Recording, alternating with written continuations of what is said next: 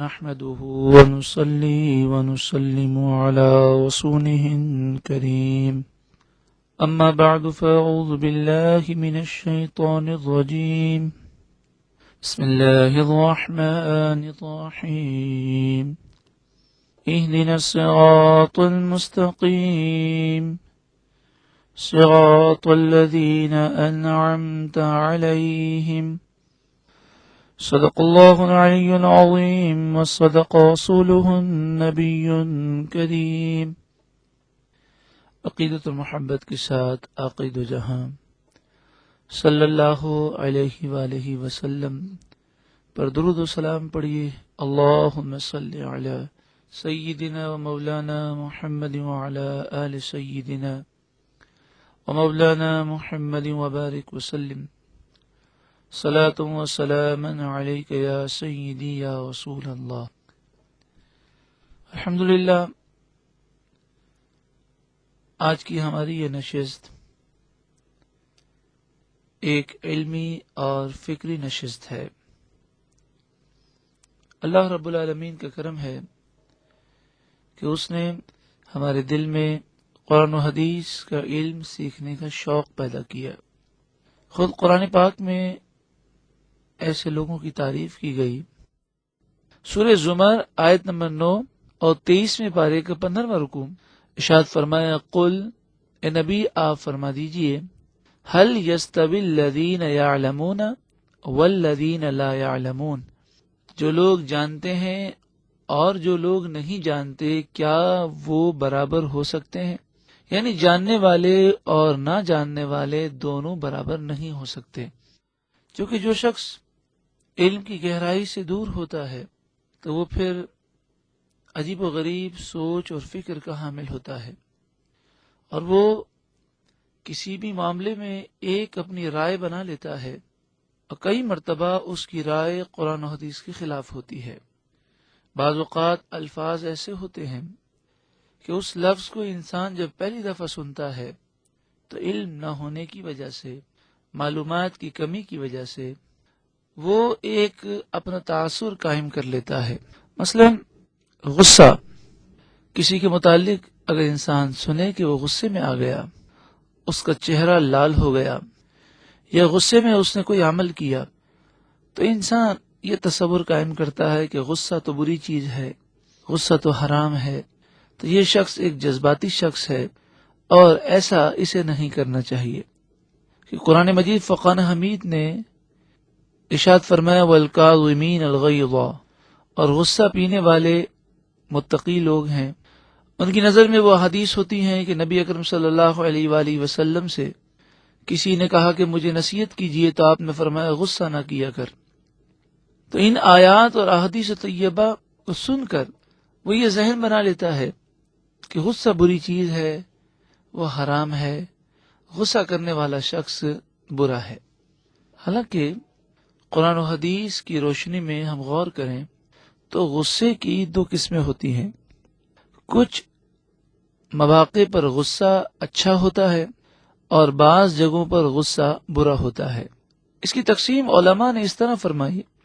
قرآن و حدیث کی جاننے والوں نے اس کو اس طرح بیان کیا کہ جو غصہ اپنے نفس کے لیے ہو اور اس غصے میں انسان شرعی نافرمانی کر جائے تو ایسا غصے کا اظہار برا ہے، لیکن اگر غصہ اللہ کی خاطر ہو، غصہ دین کے لیے ہو اور شریعت کے دائرے میں رہ کر وہ اللہ کی محبت میں، اس کے رسول کی محبت میں غصے کا اظہار کرے تو ایسا غصہ نہ صرف جائز ہے بلکہ بہت ہی زیادہ باعث برکت ہے۔ دیکھیں، حدیث پاک میں آتا ہے اور اس بات کو علامہ قرطبی علیہ رحمہ نے تفسیر قرطبی میں بھی لکھا، ان ابا قحافہ سب النبی صلی اللہ علیہ وسلم، حضرت ابوبکر صدیق رضی اللہ تعالی عنہ کے والد ابو قحافہ جو کہ اس وقت مسلمان نہیں تھے، تو کفر کی حالت میں انہوں نے نبی اکرم صلی اللہ علیہ وآلہ وسلم کی سخت گستاخی اور بے ادبی کی، اور یہ بے ادبی انہوں نے حضرت ابوبکر صدیق رضی اللہ تعالیٰ عنہ کے سامنے کی۔ فسکہ ابو بکر ابنہ سکتن فسقط منہا علی وجہہ. تو حضرت ابو بکر صدیق رضی اللہ تعالیٰ عنہ انتہائی غصے میں، جلال میں آ گئے، اور نبی اکرم صلی اللہ علیہ وآلہ وسلم کی محبت میں انہیں اس قدر غضب آیا کہ حضرت ابو بکر صدیق رضی اللہ تعالیٰ عنہ نے زور سے تماچا اپنے باپ کو مارا، اور اس تماچے کی وجہ سے ابو قحافہ اپنے چہرے کے بل دور جا کر گرے.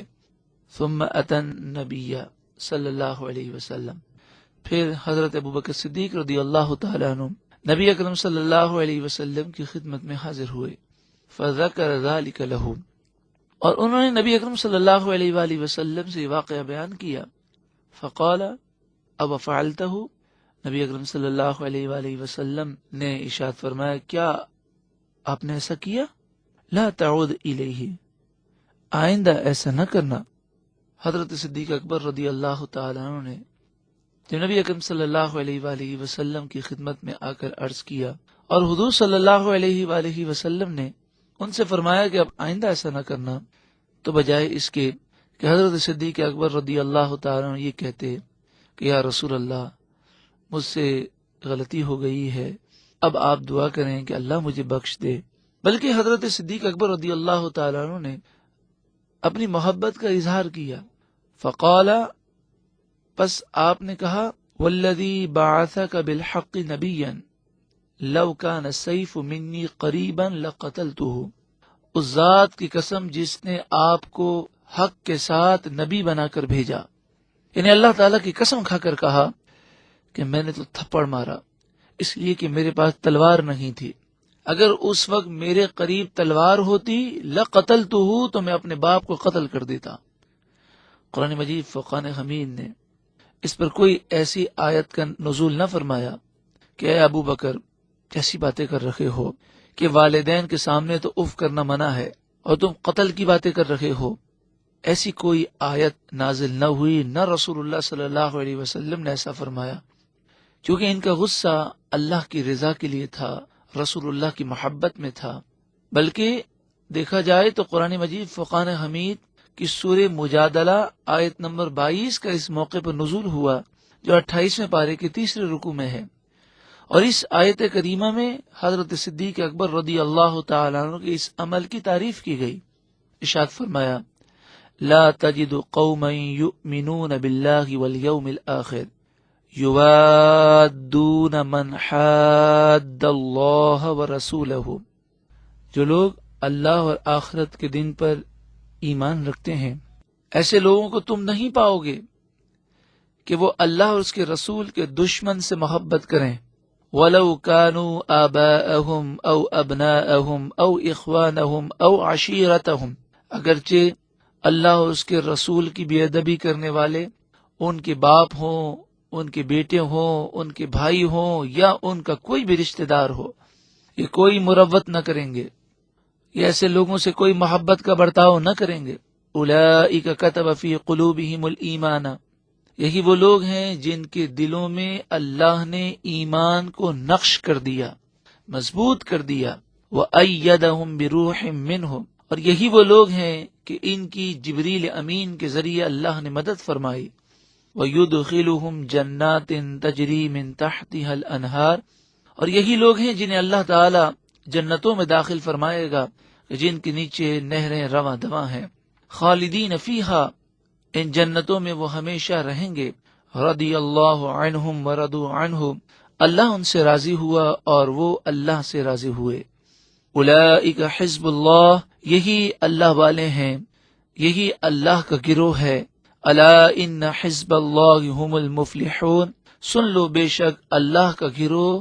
اللہ والے ہی کامیاب ہونے والے ہیں. تو آپ نے دیکھا کہ لفظ غصہ سنتے ہی تاثر عجیب سا بنتا ہے، لیکن ہر غصہ برا نہیں ہے. اگر غصہ اللہ اور اس کے رسول کی محبت میں ہو تو یہ بہت عظیم نیکی ہے. عن ابی ذر قال قال رسول اللہ صلی اللہ علیہ وسلم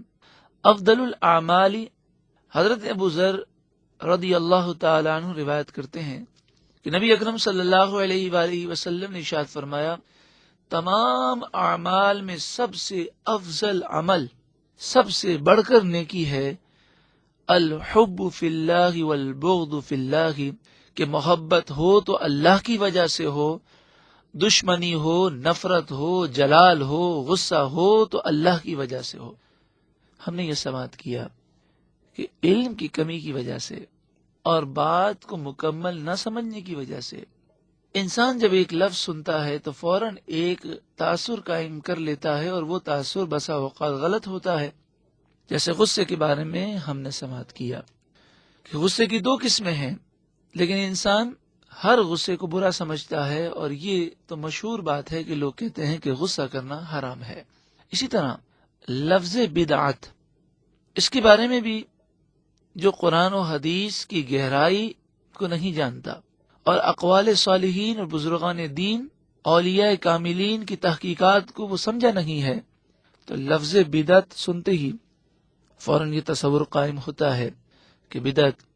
انتہائی تباہ کرنے والا کام ہے، بربادی ہے،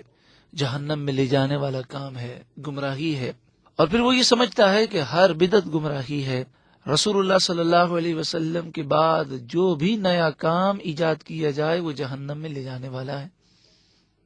حالانکہ آپ دیکھیں بخاری شریف کتاب صلاۃ التراویح باب فضل من قام رمضان، اس میں حدیث پاک موجود ہے کہ حضرت عمر رضی اللہ تعالیٰ عنہ مسجد نبوی شریف تشریف لائے۔ آپ نے اپنے دور حکومت میں مسجد نبوی شریف میں دیکھا کہ لوگ نماز تراویح اپنے اپنے طور پر الگ الگ وہ پڑھ رہے ہیں، ایک امام کے پیچھے سب جمع ہو کر وہ نماز تراویح ادا کریں، ایسا وہاں پر معمول نہیں تھا۔ اس کی وجہ یہ تھی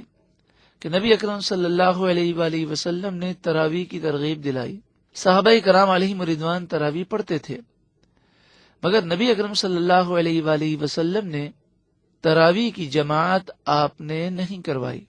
صرف 3 دن ایسا ہوا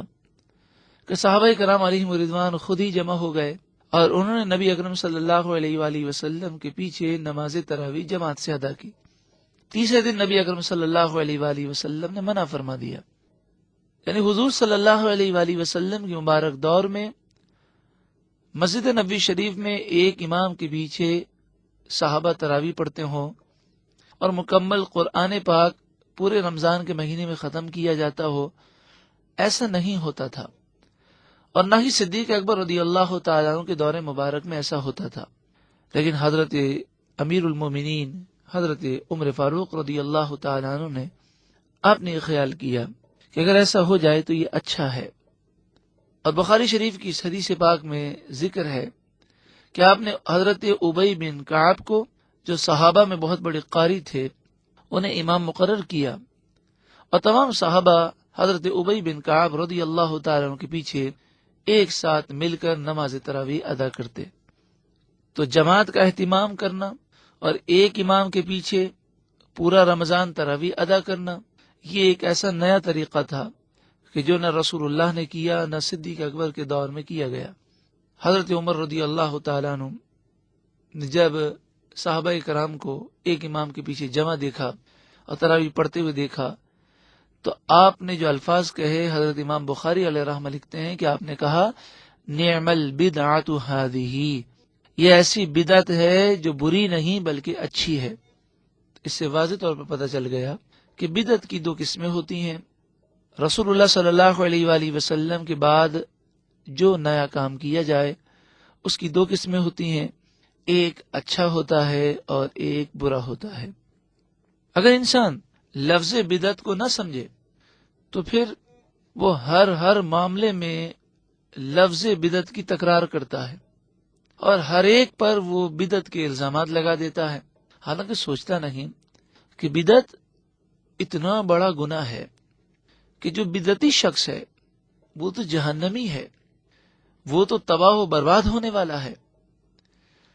تو وہ پھر ہر چھوٹے بڑے معاملات میں یہی سوال کرتا ہے کہ کیا رسول اللہ صلی اللہ علیہ وسلم نے یہ کام کیا؟ اگر نہیں کیا تو یہ پھر بدعت ہو گیا۔ تو اس طرح پھر بڑی عجیب و غریب معاملات ہو جاتے ہیں، اور پھر انسان وہ کام کرتا ہے کہ جو دل کو جلانے والے ہیں۔ ایسا ہی ایک دل سوز واقعہ آپ سماعت کریں، اور یہ واقعہ بالکل سچا ہے۔ ہمارے ماموں جان کسی جگہ پر وہ نماز کے لیے گئے تو وہاں تراویح کی جماعت ہو رہی تھی۔ امام نے وہ تراویح سے پہلے جس طرح اعلان کرنا چاہیے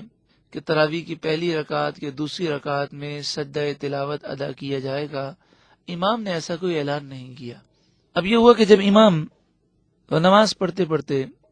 آیت سجدہ پہ پہنچا اور اس نے سجدہ کر دیا تو مسجد کافی وسیع تھی، کچھ لوگ امام کے قریب تھے، کچھ دور تھے، کچھ اوپر کے فلور میں۔ اس طرح آپ جانتے ہیں کہ مختلف لوگ مختلف کیفیات میں نماز ادا کر رہے ہوتے ہیں۔ تو کچھ لوگ تو امام کے ساتھ سجدے میں چلے گئے اور کچھ لوگ رکوع میں چلے گئے۔ اب جب امام نے دوبارہ اللہ اکبر کہا سجدے سے اٹھنے کے لیے تو جو رکوع میں گئے تھے وہ پریشان ہو گئے۔ انہوں نے تو یہ سوچا تھا کہ اب سمیع اللہ لمن حمیدہ کہا جائے گا۔ اب جب انہیں پتہ چلا کہ ہمارا سجدہ تلاوت رہ گیا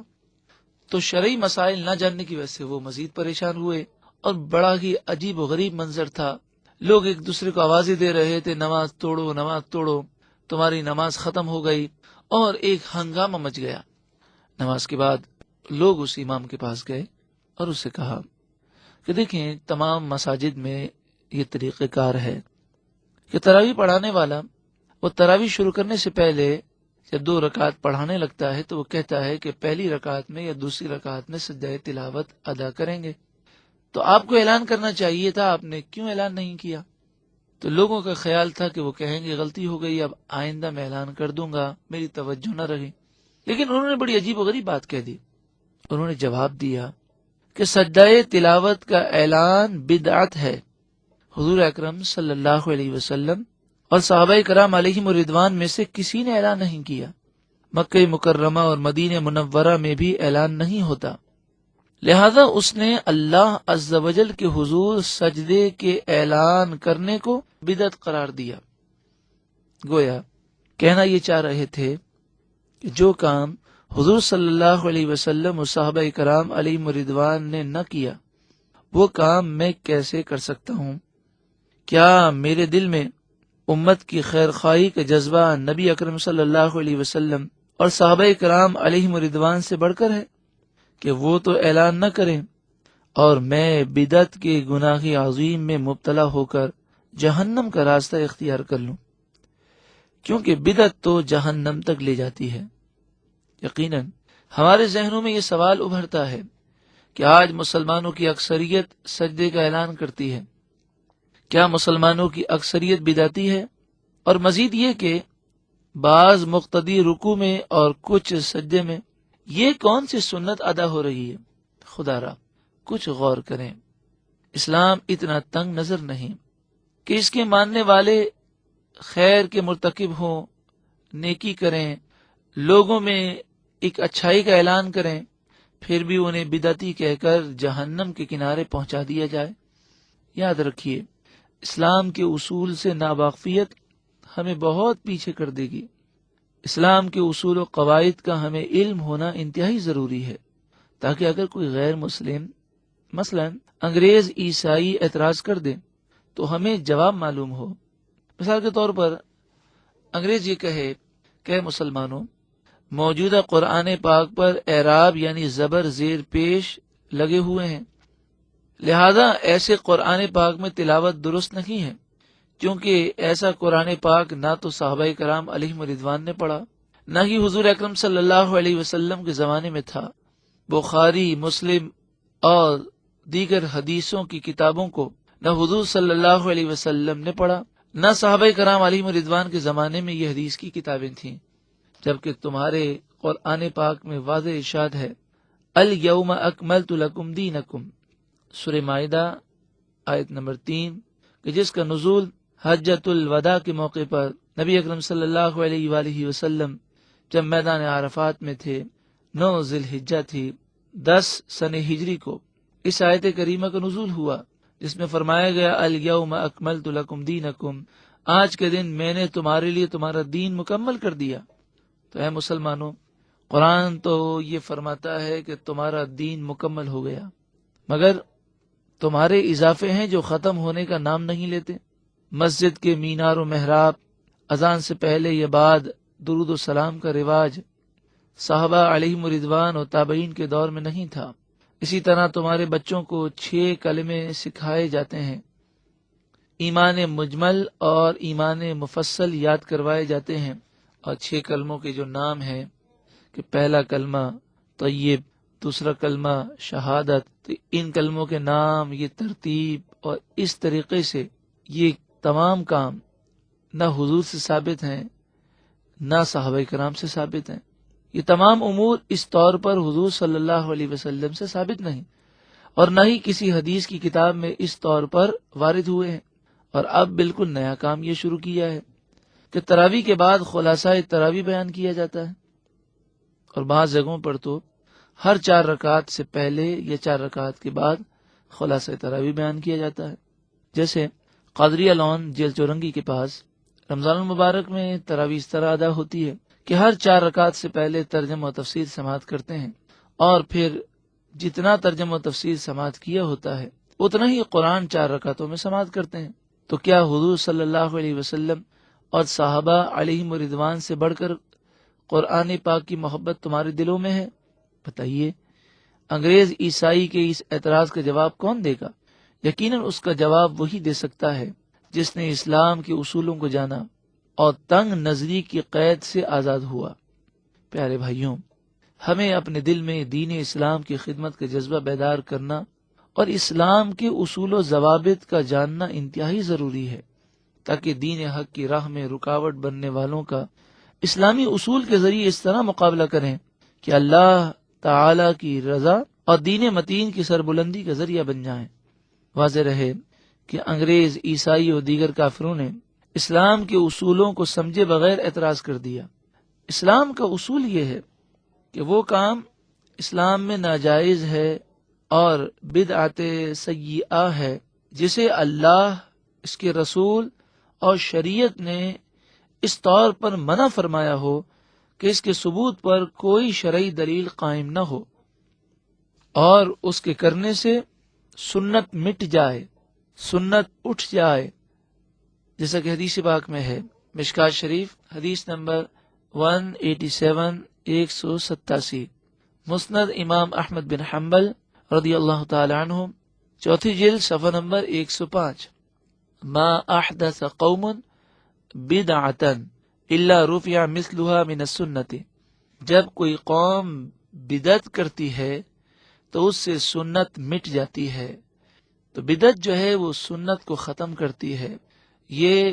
حرام ہے، یہ ممنوع ہے، یہ ایک ایسا کام ہے جو دین کو نقصان پہنچانے والا ہوتا ہے۔ ان تمام باتوں کا خلاصہ یہ نکلا کہ رسول اللہ صلی اللہ علیہ وآلہ وسلم کے بعد جو نئے کام ایجاد کیے گئے ان میں اچھے بھی ہوتے ہیں، برے بھی ہوتے ہیں۔ ہر کام میں ہم شرعی اصول کو دیکھیں گے کہ کیا وہ نیا کام قرآن، حدیث، اجماع، شریعت کیا اس سے ٹکرا رہا ہے، اس کے خلاف ہے، کیا یہ کام دین کو نقصان پہنچانے والا ہے۔ حضرت سیدنا ابو بکر صدیق رضی اللہ تعالیٰ عنہ کے دور خلافت میں جنگ یمامہ کے موقع پر 700 حفاظ صحابہ کرام شہید ہوئے۔ حضرت عمر رضی اللہ تعالیٰ عنہ نے پریشان ہو کر امیر المومنین حضرت ابو بکر صدیق رضی اللہ تعالیٰ عنہ سے عرض کیا کہ آپ رضی اللہ تعالیٰ عنہ قرآن پاک جمع کرنے کا حکم دیجیے۔ حضرت سیدنا ابو بکر صدیق رضی اللہ تعالیٰ عنہ نے فرمایا، بخاری شریف 2 جلد صفحہ نمبر 745 پر کتاب فضائل قرآن باب جمع قرآن میں حضرت صدیق اکبر رضی اللہ تعالیٰ عنہ کا یہ فرمان لکھا ہے کہ آپ نے فرمایا، کیف افعل شیئا لم یفعلہ رسول اللہ صلی اللہ علیہ وسلم، میں وہ کام کیسے کر سکتا ہوں جسے رسول اللہ صلی اللہ علیہ وسلم نے نہ کیا ہو۔ اس کے جواب میں فاروق اعظم رضی اللہ تعالیٰ عنہ نے یہ نہیں فرمایا کہ حضور کمال ہو گیا، ہم صحابہ کرام علیہم رضوان ہیں، ہمارا تو ہر کام سنت ہے، ہم مدینہ شریف کے رہنے والے ہیں، ہمارا زمانہ تو تمام زمانوں سے بہتر ہے،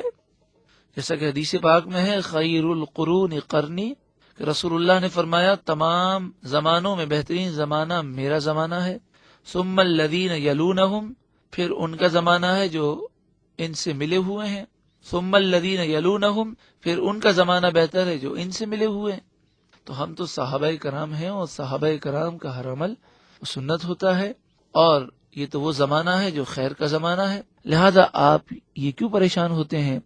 اور کیوں کہتے ہیں کہ رسول اللہ صلی اللہ علیہ وآلہ وسلم نے جو کام نہ کیا وہ میں کیسے کروں؟ آپ کر لیجئے۔ یہ حضرت عمر رضی اللہ تعالیٰ عنہ نے نہیں فرمایا۔ قربان جائیے میرے آقا صلی اللہ علیہ وسلم کے فرمان عالی شان پر کہ آپ صلی اللہ علیہ وسلم نے فرمایا ان اللہ جعل الحق علی لسان عمر وقلبہ، بے شک اللہ تعالی نے عمر کی زبان اور دل پر حق جاری فرما دیا۔ حضرت عمر رضی اللہ تعالی عنہ نے خلیفۃ المسلمین حضرت صدیق اکبر رضی اللہ تعالی عنہ کو جواب دیتے ہوئے عرض کیا واللہ خیر، اللہ کی قسم یہ خیر کا پہلو ہے۔ یعنی حضرت عمر رضی اللہ تعالیٰ عنہ نے یہ کہا کہ یہ کام شریعت کے خلاف نہیں، خیر ہے، یہ کام شرعی اصولوں سے ٹکرانے والا نہیں ہے۔ سبحان اللہ۔ فاروق اعظم رضی اللہ تعالیٰ عنہ سے صادر ہونے والے مبارک کلمات واللہ خیر اسلامی قاعدے اور قانون کی حیثیت رکھتے ہیں، کیونکہ ہر وہ کام جس میں خیر کا پہلو ہو اور شریعت نے منع نہ کیا ہو، شریعت سے اس کی ممانعت ثابت نہ ہو، اس کا کرنا عین اسلام ہے۔ بہرحال روایت میں آتا ہے فلم یزل عمر یراجعنی فیہ حتی شرح اللہ لذلک صدری، حضرت صدیق اکبر فرماتے ہیں کہ حضرت عمر مجھے سمجھاتے رہے اور اس کی خیر ہونے کے پہلو پر توجہ دلاتے رہے، یہاں تک کہ اللہ نے میرے سینے کو کھول دیا۔ وَرَأَيْتُ الَّذِي رَأَى عمر، اور حضرت عمر کی جو رائے تھی وہی میری رائے ہو گئی، اور مجھے بھی حضرت عمر کی رائے پسند آ گئی۔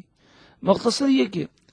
حضرت زید رضی اللہ تعالیٰ عنہ کو حضرت سیدنا ابوبکر صدیق رضی اللہ تعالیٰ عنہ نے جمع قرآن کا حکم دیا، تو حضرت زید نے بھی یہی فرمایا کیف تفعلان شیئا لم یفعل النبی صلی اللہ علیہ وسلم، آپ دونوں وہ کام کیسے کرتے ہیں کہ جو کام رسول اللہ صلی اللہ علیہ وسلم نے نہ کیا؟ اس موقع پر بھی حضرت ابوبکر اور حضرت عمر رضی اللہ تعالیٰ عنہ نے یہ نہیں کہا کہ ہم صحابہ ہیں، ہمارا زمانہ بہت افضل ہے، اس زمانے میں جو کام کیا جائے گا وہ سنت ہی ہے، وہ غلط ہو ہی نہیں سکتا۔ آپ نے یہ نہ فرمایا، بلکہ فرمایا فقال ابو بکر ہوا واللہ خیر، حضرت ابوبکر صدیق رضی اللہ تعالیٰ عنہ نے فرمایا یہ کام اللہ کی قسم خیر ہے، یہ کام شریعت کے خلاف نہیں ہے۔ فلم ازل اراجعہ حتی شرح اللہ صدری للذی شرح له صدر ابی بکر وعمر فقمت، حضرت زید بن ثابت فرماتے ہیں کہ میں ان سے سوالات کرتا رہا اور وہ مجھے جوابات دیتے رہے، یہاں تک کہ اللہ تعالیٰ نے جس طرح صدیق اکبر اور حضرت عمر کے سینے کو کھول دیا تھا، میرے سینے کو بھی کھول دیا، اور مجھے یہ بات سمجھ میں آ گئی اور میں قرآن جمع کرنے پر آمادہ ہو گیا۔ اس حدیث پاک سے واضح طور پر معلوم ہوا کہ اسلام تنگ نظری سے پاک و منزہ ہے، چنانچہ جو کام رسول اللہ صلی اللہ علیہ وسلم نے نہ کیا ہو، اس خیر کے نئے کام کو بعد والے سر انجام دے سکتے ہیں۔ زمانے کا مبارک ہونا کام کے اچھا ہونے پر دلیل نہیں ہے۔ مثلا حضرت عثمان غنی رضی اللہ تعالیٰ عنہ کو 40 دن تک مکان میں قید رکھا گیا اور باغیوں نے آپ پر پانی اور کھانا بند کیا۔ آپ 40 دن تک بغیر سحری اور افطار کے روزے دار رہے، آپ پر ظلم و ستم کیا گیا اور آپ کی مظلومانہ شہادت ہوئی، جھوٹے نبوت کے دعوے دار پیدا ہوئے، حضرت علی رضی اللہ تعالیٰ عنہ کی شہادت ہوئی، کربلا کا ہولناک واقعہ پیش آیا، سینکڑوں صحابہ علیہم رضوان کو شہید کر دیا گیا۔ یہ سارے واقعات دور صحابہ و تابعین میں ہوئے، حالانکہ یہ تمام کام درست نہیں ہیں۔ تو یہ بات یاد رکھیں، کسی بھی نئے کام کی بنیاد کام کی نوعیت پر موقوف ہے، نہ کہ زمانے پر۔ یعنی ہر وہ نیا کام جو خیر اور خوبی پر مشتمل ہو اور شرعاً ممانعت نہ ہو تو ایسے کام سے کسی کو نہیں روک سکتے، چاہے وہ کسی بھی زمانے میں ایجاد ہو جائے۔ مثلا اگر اسی زمانے میں کوئی خیر کا کام ایجاد کیا جائے اور شرعاً ممانعت نہ ہو تو اس پر انشاءاللہ تعالی اجر و ثواب ملے گا، جیسا کہ بعض مساجد میں اور خصوصاً باہر شریعت مسجد میں یہ معمول ہے۔ تو مغرب کی نماز کے بعد سورہ الف لام میم سجدہ جو 21ویں پارے میں ہے اور سورہ ملک جو 29ویں پارے میں ہے اس کی تلاوت ہوتی ہے، اور اس کے فضائل میں سے ایک فضیلت یہ ہے کہ جو رات کو ان صورتوں کو پڑھے اسے عذاب قبر سے محفوظ رکھا جاتا ہے، اور ایک فضیلت یہ ہے کہ گویا کہ اسے شب قدر میں عبادت کا ثواب دیا جائے گا۔ تو بلا شبہ یہ خیر کا کام ہے، لہذا جائز اور مستحب ہے۔ اسلام کے اصول سمجھنے والے بھائیوں، حضرت عمر رضی اللہ تعالیٰ عنہ کے عطا کردہ اصول کے تحت یہ بات سورج سے زیادہ روشن ہو گئی کہ یہ معیار درست نہیں کہ جو کام صحابہ علیہم رضوان نے نہ کیا ہو بعد والے سر انجام دیں تو انہیں طنزاً یہ کہا جائے کہ کیا تمہارے دل اللہ کی محبت، قرآن کی محبت اور عشق رسول میں زیادہ سرشار ہیں کہ پہلے لوگوں نے یہ نیک کام نہ کیے اور بعد میں آنے والے زیادہ نیک آئے ہیں جو اس کام کو ایجاد کر رہے ہیں؟ اگر اس حقیقت کو تسلیم نہ کیا تو بڑی خرابی لازم آئے گی۔ سب سے پہلا اعتراض تو حضرت ابو بکر اور حضرت عمر رضی اللہ تعالی عنہ ہی پر ہوگا کہ کیا ان کے دل میں قرآن کی محبت زیادہ تھی کہ رسول اللہ نے وہ کام نہ کیا اور انہوں نے کیا؟ حضرت عمر پہ نعوذ باللہ من ذالک یہ اعتراض ہوگا کہ حضرت عمر رضی اللہ تعالی عنہ نے تراویح کی جماعت کروائی، تو کیا رسول اللہ اور حضرت صدیق اکبر سے بڑھ کر ان کے دل میں قرآن کی محبت اور نماز تراویح کی محبت ہے؟ اسی طرح قرآن پاک پر زبر زیر پیش لگانے والا شخص حجاج بن یوسف ہے جو بڑا ظالم شخص تھا، تو کیا کوئی یہ کہہ سکتا ہے کہ صحابہ کرام علیہم رضوان نے تو یہ کام نہ کیا، حجاج بن یوسف نے یہ کام کیا؟ تو کیا حجاج بن یوسف کے دل میں صحابہ کرام علیہم رضوان سے زیادہ قرآن کی محبت ہے؟ تو ہم یہ نہیں دیکھتے کہ کام کس نے شروع کیا، پہلے لوگوں نے یہ کام کیا یا نہیں کیا، بلکہ شریعت کے اصول کے مطابق یہ دیکھا جاتا ہے کہ یہ کام کیا شریعت کے خلاف ہے۔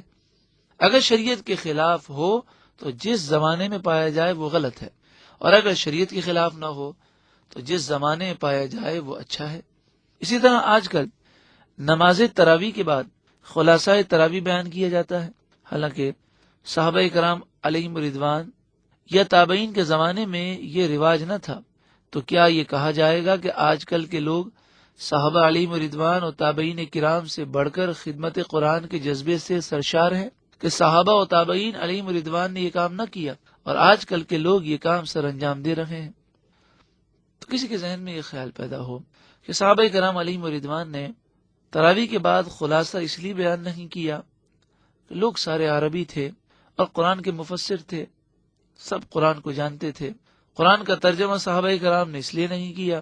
اور تابعین نے اس کا ترجمہ اس لیے عام نہیں کیا کہ عربی تو ان کی مادری زبان تھی۔ تو یہ بات سمجھ لیں کہ صحابہ کرام اور تابعین کے دور میں کئی ایسے ممالک فتح ہو چکے تھے جن کی مادری زبان عربی نہیں تھی۔ مثلا حضرت عمر رضی اللہ تعالیٰ عنہ کے دور مبارک میں ملک روم فتح ہو چکا تھا جس کی مادری زبان رومی تھی، ملک فارس فتح ہو چکا تھا جس کی مادری زبان فارسی تھی، اور کئی ممالک فتح ہوئے جن کی مادری زبان عربی نہیں تھی۔ حضرت عمر رضی اللہ تعالیٰ عنہ نے اپنے دور حکومت کے 10 سال میں، حضرت عثمان غنی نے اپنے دور حکومت کے 12 سال میں، حضرت علی نے اپنے دور حکومت کے 4 سالوں میں، حضرت امیر معاویہ رضی اللہ تعالیٰ عنہ نے اپنے دور حکومت کے 20 سالوں میں، اور بعد کے تابعین بزرگوں نے بھی قرآن کا ترجمہ عام کرنے کی کوشش نہیں کی۔ تو کیا یہ کہا جا سکتا ہے کہ بعد میں یہ قرآن کا ترجمہ عام کیا گیا اور صحابہ و تابعین میں تو یہ عام نہیں ہوا، لہذا یہ بدعت ہے، جہنم میں لے جانے والا کام ہے؟ ہرگز ایسا نہیں، اس لیے کہ قرآن مجید فرقان حمید کا ترجمہ صحابہ کرام علیہم رضوان نے اور تابعین نے اگر عام نہیں کیا تو اس سے منع بھی نہیں کیا. اور قرآن کا ترجمہ کرنا یہ شریعت کے کسی اصول سے ٹکراتا بھی نہیں ہے، شریعت کے خلاف بھی نہیں ہے. تو یہ نیا کام ضرور ہے، یہ بدعت حسنہ ہے، اچھا نیا کام ہے. اس سے ہمیں معلوم ہوا کہ بدعت کی دو قسمیں ہیں. ایک اچھا نیا کام ہوتا ہے جسے بدعت حسنہ کہتے ہیں، اور ایک برا نیا کام ہوتا ہے جو شریعت کے خلاف ہوتا ہے، جو شریعت سے ٹکراتا ہے، اسے بدعت سیئہ کہتے ہیں. یہاں پر یہ بات بھی غور طلب ہے کہ جب حضرت عمر رضی اللہ تعالیٰ عنہ نے 700 صحابہ کرام کی شہادت کو دیکھا کہ وہ 700 صحابہ کرام کے جو قرآن کے حافظ تھے، تو آپ حضرت صدیق اکبر رضی اللہ تعالیٰ عنہ کی بارگاہ میں پہنچ گئے اور کہا کہ قرآن پاک کو آپ جمع کریں. تو حضرت عمر رضی اللہ تعالیٰ عنہ کے دل میں یہ خیال نہیں آیا کہ قرآن تو فرماتا ہے الیوم اکملت لکم دینکم، اے لوگوں تمہارے لیے آج میں نے تمہارا دین مکمل کر دیا. تو جب دین مکمل ہو گیا تو نبی اکرم صلی اللہ علیہ وآلہ وسلم کے زمانے کے بعد اب اگر کوئی نیا کام کیا جائے گا تو یہ تو غلط ہو جائے گا، لہذا میں یہ مطالبہ نہ کروں. حضرت عمر رضی اللہ تعالیٰ نے ایسا نہیں سوچا، اس لیے کہ الیوم اکملت لکم دینکم کا یہ مطلب نہیں ہے. اس کا مطلب یہ ہے کہ دین کے اصول اور قوانین مکمل ہو گئے. اب کوئی بھی نیا کام ایجاد کیا جائے تو اسے یہ دیکھا جائے گا کہ وہ شریعت اور دین کے اصول کے مطابق ہے یا اس کے خلاف ہے، اس کے مخالف ہے. اگر وہ دین کے خلاف ہوگا، شریعت کے اصولوں سے ٹکراتا ہوگا تو یہ نیا کام بدعت سیئہ ہوگا، ورنہ یہ بدعت حسنہ ہے. اگر انسان اس تفصیل کو نہ سمجھے تو پھر معلوم ہے کیا نقصان ہوتا ہے. نقصان یہ ہوتا ہے کہ وہ اچھائی کو برائی سمجھنے لگتا ہے اور برائی کو اچھائی سمجھنے لگتا ہے. دیکھیں، نماز نفل پڑھنا ایک اچھی چیز ہے اور نماز نفل سے روکنا بری چیز ہے، لیکن اگر اس معنی کو نہ سمجھا جائے اور بدعت کے مفہوم پر غور نہ کیا جائے تو نتیجہ کس قدر الٹا ہو جاتا ہے. اور ایسے ایسے واقعات ہونے لگے کہ انسان جب سنتا ہے تو دل پریشان ہو جاتا ہے. ہمارے ایک دوست ہیں، مدینہ منورہ میں رہتے ہیں، انہوں نے بتایا کہ ایک دن ظہر کی نماز کے بعد میں ریاض الجنہ میں مسجد نبوی شریف میں نوافل ادا کر رہا تھا. ہر 2 رکعات کے بعد دعا کرتا، پھر 2 رکعت نفل ادا کرتا، پھر دعا کرتا، پھر 2 رکعت نفل ادا کرتا. تو ایک متوع وہ ان کے قریب آیا اور ان سے کہنے لگا، اے شہزا، یہ تم کیا کر رہے ہو؟ ہذہ بدع حرام ممنوع، یہ تو حرام ہے، بدعت ہے، ممنوع ہے. تو وہ کہتے ہیں کہ میں نے اس سے کہا لماذا، کیوں؟ وہ کہنے لگا کہ کیا نبی اکرم صلی اللہ علیہ وآلہ وسلم نے ظہر کی نماز کے بعد 2 رکعتیں کر کے نفل نماز پڑھی ہے اور دعائیں مانگی ہیں، لہذا اس موقع پر نفل پڑھنا، دعا مانگنا، یہ سب بدعت اور حرام ہے اور جہنم میں لے جانے والا کام ہے. آپ نے دیکھا کہ انسان جب دین کی صحیح سمجھ نہیں رکھتا تو اچھائی اس کی نظر میں برائی ہو جاتی ہے اور برائی اچھائی ہو جاتی ہے. قرآن مجید فرقان حمید میں ارشاد ہے، وَزَيَّنَ لَهُمُ الشَّيْطَانُ أَعْمَالَهُمْ، شیطان نے ان کے اعمال کو مزین کر دیا. تو وہ جو اسے نماز سے اور دعا سے روک رہا تھا وہ اسے عین اسلام سمجھ رہا تھا. شیطان اسے ورگلا رہا تھا کہ تو بدعت سے روکنے والا ہے، آگے بڑھ سے روک دے. حضرت عثمان غنی رضی اللہ تعالیٰ عنہ کو شہید کیا گیا، 40 دن آپ کا محاصرہ کیا گیا، آپ پر پانی بند کیا گیا، اور جن باغیوں نے آپ پر حملہ کیا انہوں نے حضرت عثمان غنی رضی اللہ تعالیٰ عنہ پر جو الزامات لگائے اس میں سے ایک الزام یہ بھی تھا کہ حضرت عثمان غنی نے وہ کام کیے ہیں جو رسول اللہ نے نہیں کیے، لہذا حضرت عثمان غنی بدعت سیاح کرنے والے ہیں، بدعتی ہیں، نعوذ باللہ من ذالک. گمراہی کو انسان ہدایت سمجھ لے اور ہدایت کو گمراہی سمجھ لے تو یہی غلط عقیدہ ہے، اور غلط عقیدہ ہونا یہ سب سے بڑی بدعت ہے. صحابہ کرام علیہم رضوان اور بزرگان دین رسول اللہ صلی اللہ علیہ وآلہ وسلم کی تعظیم اور محبت سے سرشار تھے. وہ رسول اللہ کی بے ادبی برداشت نہیں کر سکتے تھے. وہ ہر وقت رسول اللہ کی شان بیان کرتے، آپ کے مقام و مرتبے کو بیان کرتے۔ جب رسول اللہ کا ذکر ان کے سامنے کیا جاتا تو ان کی آنکھوں سے آنسو جاری ہو جاتے۔ اب اگر کوئی شخص صحابہ کرام علیہم رضوان کے نقش قدم سے ہٹ جائے اور تعظیم و توقیر رسول اللہ کی نہ کرے، بزرگان دین کے نقش قدم سے ہٹ جائے اور رسول اللہ کی خوبیاں اور آپ کی شان بیان کرنے کے بجائے معاذ اللہ وہ نعوذ باللہ من ذالک وہ رسول اللہ کے عیب تلاش کرے، وہ ذات جو اللہ نے مخلوق میں بے عیب پیدا فرمائی، تمام مخلوق میں سب سے افضل ہے، فرشتوں سے افضل ہیں، انبیاء سے افضل ہیں، رسولوں سے افضل ہیں، اس ذات کے اندر وہ عیب تلاش کرے، کیا ایک امتی کو یہ زیب دیتا ہے؟ یہی بدعت ہے اور یہی عقیدہ گمراہی کا عقیدہ ہے، یہی سب سے بری بدعت ہے، اور ایسا ہی بدعتی یقیناً جہنمی ہے، خود بھی جہنم میں جاتا ہے اور جو اس کی پیروی کرے وہ اسے بھی جہنم میں لے جاتا ہے۔ صحابہ کرام علیہم رضوان کے زمانے میں ایک گروہ ایسا تھا کہ جو بہت کثرت سے عبادت کرتا۔ حضرت عبداللہ بن عباس رضی اللہ تعالی عنہما فرماتے ہیں، فَدَخَلْتُ عَلَى قَوْمٍ لَمْ أَرَ قَطُّ أَشَدَّ مِنْهُمْ اجتہادًا جباہہم قرحة من السجود۔ اس قدر یہ لوگ کثرت سے عبادت کرتے کہ حضرت عبداللہ بن عباس فرماتے ہیں کہ ایسی عبادت کرنے والی قوم میں نے نہیں دیکھی، ان کی پیشانیاں سجدے کر کر کے زخمی ہو گئی تھیں۔ لیکن ان لوگوں نے صحابہ کرام علیہم رضوان پر شرک کا الزام لگا دیا، قرآن مجید فرقان حمید کے اصول کو غلط سمجھنے کی وجہ سے۔ اس واقعے کی تفصیل میں ہم جانا نہیں چاہتے، اگر آپ اس کی تفصیل جاننا چاہیں تو کتاب معیار ہدایت اور کیسٹ شرک کی حقیقت میں سماعت کریں۔ بتانا ہی مقصود ہے کہ سب سے بری بدعت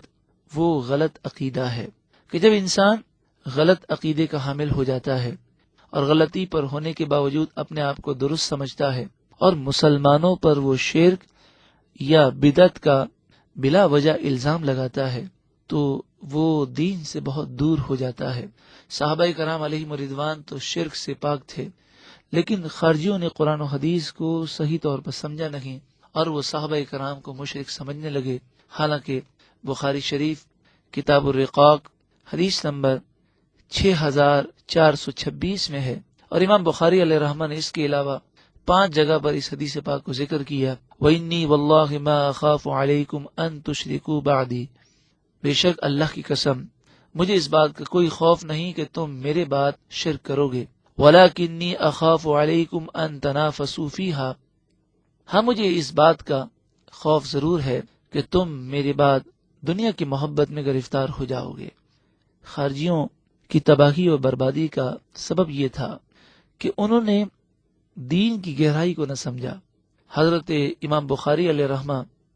بخاری شریف کتاب استتابۃ المرتدین میں ارشاد فرماتے ہیں، وَكَانَ ابْنُ عُمَرَ يَرَاهُمْ شِغَارَ خَلْقِ اللَّهِ، حضرت عبداللہ بن عمر رضی اللہ تعالی عنہما ان لوگوں کو کہ جو صحابہ کرام پر شرک کا الزام لگاتے تھے، ایسے لوگوں کو مخلوق میں سب سے بدتر اور شریر تصور کرتے تھے۔ وقال انہم انطلقوا الى آیات نزلت فی الکفار فجعلوها علی المؤمنین، کہ یہ وہ بدبخت ہیں کہ جو آیتیں کافروں کے بارے میں نازل ہوئیں وہ مسلمانوں پر چسپا کرتے ہیں، گویا کہ مشرکوں کے بارے میں، بتوں کے بارے میں نازل ہونے والی آیتوں کو وہ صالحین پر چسپا کرتے ہیں۔ لیکن یہ لوگ کس قدر نماز پڑھتے تھے اور کس قدر بظاہر قرآن پڑھتے تھے کہ بخاری شریف حدیث نمبر 6931 میں ارشاد ہے، تحقرون صلاتکم مع صلاتہم، کہ نبی اکرم صلی اللہ علیہ وآلہ وسلم نے پہلے ہی خبردار کر دیا کہ جو مسلمانوں پر شرک کا الزام لگائیں گے وہ ایسے لوگ ہوں گے کہ تم اپنی نمازوں کو ان کی نمازوں کے سامنے حقیر سمجھو گے۔ یقرؤون القرآن لا یجاوز حلوقہم، اور وہ قرآن پڑھیں گے مگر قرآن ان کے گلے سے نیچے نہیں اترے گا، یعنی قرآن کو وہ سمجھے نہیں ہوں گے۔ مسلمانوں پر شرک اور بدعت کا بلا وجہ الزام لگانا یقیناً یہی بہت بڑی بدعت ہے۔ جو مسلمان پر کفر و شرک کا الزام لگاتا ہے تو یہ کفر و شرک اسی کی طرف لوٹتا ہے۔ تفسیر ابن کثیر میں ہے کہ نبی اکرم صلی اللہ علیہ وآلہ وسلم نے فرمایا ایک شخص قرآن پڑھتا ہوگا، قرآن کا نور اس کے چہرے پر ہوگا، اسلام اس کی چادر ہوگی، مگر وہ قرآن کے نور سے اور اسلام کی برکتوں سے محروم ہو جائے گا۔ صحابہ نے پوچھا کس وجہ سے؟ تو ارشاد فرمایا اس لیے کہ وہ اپنے پڑوسی پر شرک کا الزام لگائے گا۔ صحابہ نے پوچھا مشرک کون ہوگا؟ فرمایا یہ اسلام جس کی چادر ہے، جس کا اوڑھنا بچھونا اسلام ہے، وہ گمراہ ہوگا اور شرک کا الزام گویا کہ اسی کی طرف لوٹ رہا ہوگا۔ ہر نئے کام کو برا سمجھنا، گمراہی قرار دینا، اصول شریعت کو نہ سمجھنا اور مسلمانوں پر بلا وجہ شرک کا اور بدعت کا الزام لگانا، یقیناً یہی بدعت مذمومہ اور یہی بدعت سیئہ ہے۔ صحابہ کرام علیہم رضوان ایسے لوگوں سے کہ جن کے عقائد خراب ہوتے اور وہ بدعتی ہوتے، ان سے بہت اجتناب فرماتے۔ حدیث پاک میں ہے ترمذی شریف حدیث نمبر 1252، ابن ماجہ حدیث نمبر 1250، ابو داؤد حدیث نمبر 4613، مشکات المصابی کتاب الایمان باب الایمان بالقدر الفصل الثالث، عن نافع رضی اللہ عنہ ان رجلا اتى ابن عمر۔ حضرت نافع کہتے ہیں کہ ایک شخص حضرت عبداللہ بن عمر کے پاس آیا، فقال، اور اس نے کہا، ان فلانا یقرئ علیک السلام، فلاں شخص آپ کو سلام کہتا ہے۔ فقال انه بلغنی انه قد احدث، آپ نے فرمایا مجھے اس بات کی خبر پہنچی ہے کہ وہ بدعتی ہو گیا ہے۔ فإن كان قد احدث، اگر واقعی وہ بدعتی ہو گیا ہو، فلا تقرئه مني السلام، تو تم میری طرف سے اسے سلام نہ کہنا۔ فإني سمعت رسول اللہ صلی اللہ علیہ وسلم یقول یکون فی امتی او فی هذه الامة خسف ومسخ او قذف فی اہل القدر، کہ میں نے نبی اکرم صلی اللہ علیہ وسلم کو فرماتے ہوئے سنا کہ اس امت میں کچھ لوگ ایسے ہوں گے کہ جو زمین میں دھسا دیے جائیں گے، ان کے چہرے بگڑ جائیں گے، ان پر پتھروں کی بارش ہوگی، اور یہ وہ لوگ ہوں گے کہ جو تقدیر کا انکار کرنے والے ہوں گے۔ دیکھا آپ نے کہ جو تقدیر کا انکار کرنے والے بدعقیدہ ہیں، انہیں حضرت عبداللہ بن عمر رضی اللہ تعالی عنہما نے بدعتی قرار دیا۔ اصل جو بدعت ہے، جو سب سے بری بدعت ہے، وہ غلط عقیدہ ہے۔ اور ایسے ہی لوگوں کے متعلق ارشاد فرمایا، ابو داؤد شریف حدیث نمبر 4691، اور یہی حدیث ابن ماجہ اور مسند امام احمد میں بھی ہے، ان مریدو فلا تعودوہم، اگر یہ بیمار ہو جائیں تو تم ان کی عیادت نہ کرو، وَإِن ماتوا فلا تشہدوہم، اور اگر وہ مر جائیں تو ان کی نماز جنازہ نہ پڑھو۔ اور ایسے ہی لوگوں کے متعلق فرمایا، من وقر صاحب بدعت، جس نے بدعتی شخص کی تعظیم کی، فقد اعان علی ہدم الاسلام، تو اس نے اسلام کو مٹانے میں تعاون کیا، اسلام کو مٹانے کی کوشش کی۔ اور ارشاد فرمایا بخاری شریف حدیث نمبر 2697، اور یہ حدیث مسلم شریف، ابو داؤد، ابن ماجہ اور مسند امام احمد بن حنبل میں ہے، من احدث فی امرنا ھذا، جس نے کوئی نیا کام یا عقیدہ بنایا، فی امرنا، ہمارے دین کے معاملات میں، ما لیس منہ، کہ وہ دین میں سے نہیں، فہو رد، تو وہ مردود ہے۔ ایسا عقیدے والا شخص وہ لعنتی ہے، جہنمی ہے۔ یہاں پر یہ بات قابل غور ہے کہ من احدث کے بعد فی امرنا ھذا فرمایا کہ جو ہمارے دینی معاملات میں کوئی نیا کام کرے یا عقیدہ بنائے، ما لیس منہ، جو دین کے اصول کے مطابق نہ ہو، تو معلوم یہ ہوا کہ جس بدعت کی برائی بیان کی جاتی ہے وہ غلط عقائد ہیں اور وہ غلط اعمال ہیں کہ جو دین کے اصولوں کے خلاف ہیں۔ اسی طرح مسلم شریف حدیث نمبر 867 میں ہے، عن جابر رضی اللہ تعالی عنہ قال قال رسول اللہ صلی اللہ علیہ وسلم اما بعد، حضرت جابر رضی اللہ تعالی عنہ روایت کرتے ہیں کہ نبی اکرم صلی اللہ علیہ وسلم نے ارشاد فرمایا، فإن خیر الحدیث کتاب اللہ، بے شک بہترین کلام اللہ کی کتاب ہے، وخیر الہدی ہدی محمد، اور بہترین رہنمائی رسول اللہ صلی اللہ علیہ وسلم کی رہنمائی ہے۔ وشر الامور محدثاتها، اور تمام معاملات میں سب سے بری چیز وہ ایسے نئے کام ہیں جو شریعت کے خلاف ہیں۔ وکل بدعت ضلالہ، اور ہر بدعت گمراہی ہے۔ علامہ نووی علیہ رحمہ اس حدیث کل بدعت ضلالہ کے تحت آپ ارشاد فرماتے ہیں، اور علامہ نووی یہ وہ صدیوں پرانے بزرگ ہیں کہ عرب و عجم میں ان کی حدیث کی کتابیں اور حدیث کی شرح مستند مانی جاتی ہے، اور آپ عرب و عجم کے امام ہیں۔ آپ فرماتے ہیں یہ کلو بدعت ضلالہ جو ہے یہ عام مخصوص ہے، یعنی یہاں مراد بدعت سے وہ نیا کام ہے کہ جو شریعت کے خلاف ہو۔ یہاں پر یہ بھی وضاحت ضروری ہے کہ اس ساری گفتگو سے یہ بات بالکل واضح ہو چکی ہے کہ بدعت سیئہ صرف معاملات میں نہیں ہوتی بلکہ عقائد میں بھی ہوتی ہے، اور سب سے بری بدعت جو ہے وہ غلط عقائد اور غلط نظریات ہیں۔ ہم نے الحمدللہ شروع میں ایک مثال سماعت کی تھی کہ غصہ اچھا بھی ہوتا ہے برا بھی ہوتا ہے، اسی طرح بدعت یعنی نیا کام حسنہ اچھا ہوتا ہے، اور کبھی وہ مذمومہ سیئہ ضلالہ ہوتا ہے۔ اسی بات کو امام بیہقی جو عظیم محدث ہیں اور یہ بھی عرب و عجم کے امام ہیں، وہ روال بیہقی باسنادہ فی مناقب الشافعی عن الشافعی، حضرت امام بیہقی امام شافعی علیہ رحمہ سے روایت کرتے ہیں کہ امام شافعی علیہ رحمہ کے جو عظیم بزرگ ہیں جن کا مقام و مرتبہ روز روشن کی طرح روشن ہے، آپ فرماتے ہیں المحدثات من الامور دربان، معاملات میں نئی نئی چیزیں اور نئے نئے کام ان کی دو قسمیں ہیں۔ احدہما، ان میں سے ایک وہ ہوتا ہے احدث مما یخالف کتابا او سنتا او اثرا او اجماعا، ایک نیا کام وہ ہوتا ہے کہ جو کتاب اللہ کے مخالف ہوتا ہے، یا رسول اللہ کی سنت کے مخالف ہوتا ہے، یا صحابہ کرام علیہم رضوان کے اقوال اور ان کے اعمال کے خلاف ہوتا ہے، او اجماعاً، یا اجماع کے خلاف ہوتا ہے، یعنی وہ نیا کام جو شریعت کے خلاف ہو۔ فہذہ البدعۃ الضلالہ، تو یہ بدعت ضلالہ ہے، یہ وہ نیا کام ہے جو گمراہی والا ہے، جہنم میں لے جانے والا ہے۔ والثانیۃ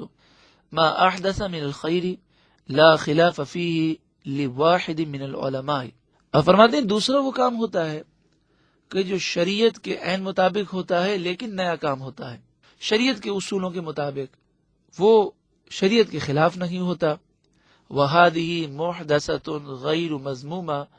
تو یہ وہ نیا کام ہے کہ جو برا نہیں ہے،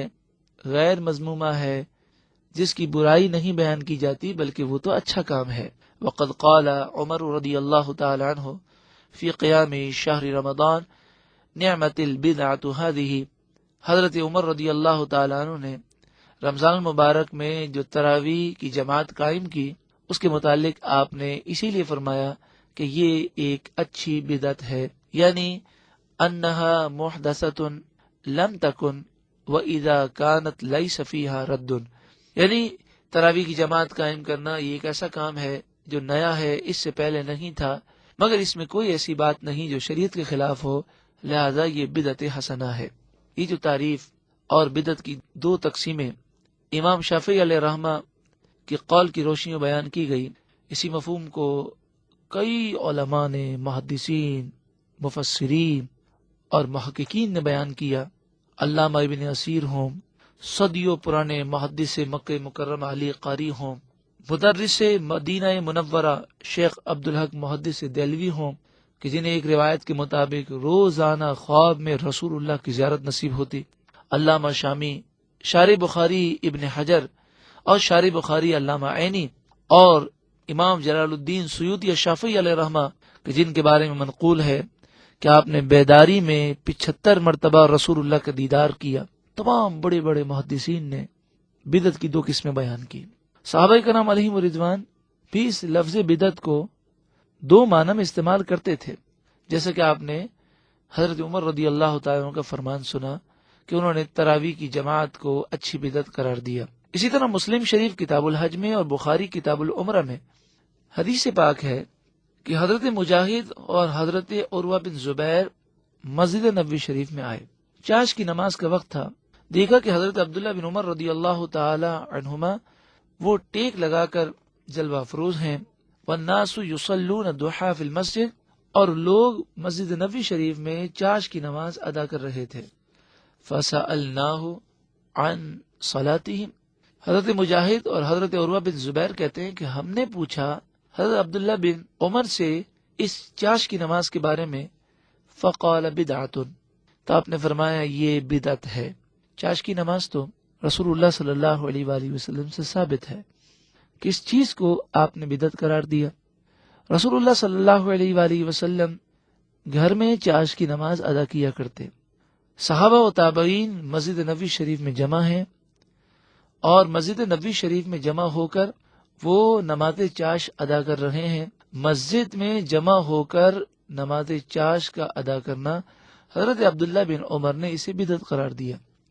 اور آپ اسے بدعت سیئہ نہیں سمجھ رہے تھے، ورنہ آپ لوگوں کو روکتے۔ بلکہ شارح بخاری ابن حجر عسقلانی نے فتح الباری فی شرح البخاری تیسری جلد صفحہ نمبر 52 پر، اور امام بخاری کے اساتذہ میں سے ہیں مصنف ابن ابی شیبہ میں حدیث نمبر 7775 میں آپ نے یہی روایت اس طرح لکھی، بدعۃ و نعمت البدع، کہ حضرت عبداللہ بن عمر نے فرمایا یہ بدعت ہے، اور یہ بری بدعت نہیں بلکہ اچھی بدعت ہے۔ پھر یہ بات واضح ہوئی کہ بدعت لفظ جو ہے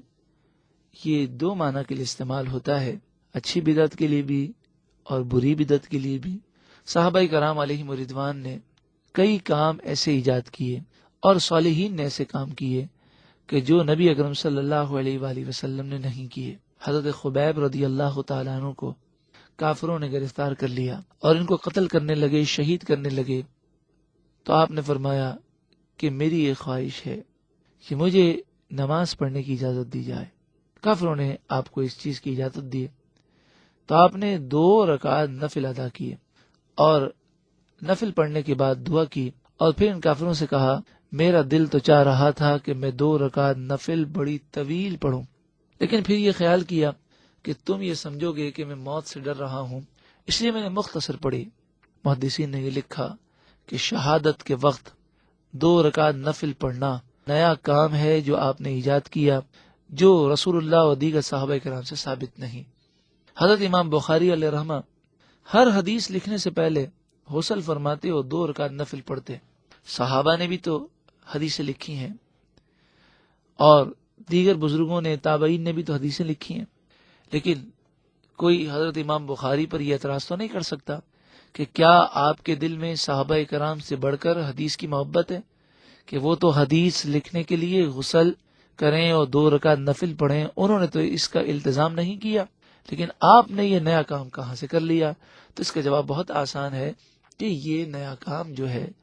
شریعت کے خلاف نہیں، تو اس میں کوئی حرج نہیں۔ اسی طرح حضرت عائشہ صدیقہ رضی اللہ تعالی عنہا فرماتی ہیں، اور امام ابو طالب محمد بن علی مکی علیہ رحمہ نے قوت القلوب میں دوسری جلد صفحہ نمبر 327 پر لکھا کہ حضرت عائشہ فرماتی ہیں کہ حضور صلی اللہ علیہ وسلم کے وصال کے بعد سب سے پہلی بدعت جو ایجاد ہوئی وہ پیٹ بھر کر کھانے کی ایجاد ہوئی۔ اب بتائیے، پیٹ بھر کر کھانا یہ بدعت مباحہ ہے، یہ ایک ایسا کام ہے جو جائز ہے۔ نبی اکرم صلی اللہ علیہ وآلہ وسلم نے کبھی پیٹ بھر کے کھانا نہیں کھایا، لیکن اگر کوئی پیٹ بھر کے کھانا کھا لے تو یہ حرام، گناہ، جہنم میں لے جانے والا کام تو نہیں ہے۔ لیکن حضرت عائشہ فرماتی ہیں کہ پہلی بدعت جو ہے وہ پیٹ بھر کے کھانے کی ایجاد ہوئی، تو کیا اب جو پیٹ بھر کے کھانا کھائے ہم اسے گمراہ، بدعتی، جہنمی کہیں گے؟ بعض علماء نے بدعت کی 3 قسمیں کی، ایک بدعت حسنہ، دوسری بدعت سیئہ، تیسری بدعت مباحہ، کہ جس کے کرنے نہ کرنے کی دونوں سمتیں برابر ہوں، کرو تب بھی ٹھیک، نہ کرو تب بھی ٹھیک۔ تو پیٹ بھر کے کھانا یہ بدعت مباحہ میں شمار کیا گیا۔ اور بعض علماء نے بدعت حسنہ کی مزید 2 قسمیں کی۔ بدعت حسنہ میں ایک واجبہ ہوتی ہے، جیسے کافروں سے مناظرہ کرنے کے لیے علم کلام کو وضع کرنا اور دیگر اس طرح کے کام. اور دوسری بدعت حسنہ مستحبہ ہوتی ہے، اور بدعت سیئہ کی بھی انہوں نے دو قسمیں کی، ایک محرمہ کہ جس کا کرنا حرام ہے، اور ایک مکروہہ کہ جس کا کرنا مکروہ ہے. ایسا بھی ہو سکتا ہے کہ دو عمل ہوں، اس میں سے ایک بدعت حسنہ ہو اور دوسرا عمل جو نیا ہو وہ بدعت سیئہ ہو. اور یہ بھی ہو سکتا ہے کہ ایک ہی عمل ہو لیکن دو طریقوں سے کیا جائے. اگر شریعت کے مطابق کیا جائے تو وہ بدعت حسنہ ہے، اور اگر شریعت کے خلاف کیا جائے تو وہ بدعت سیئہ بن جائے. جیسے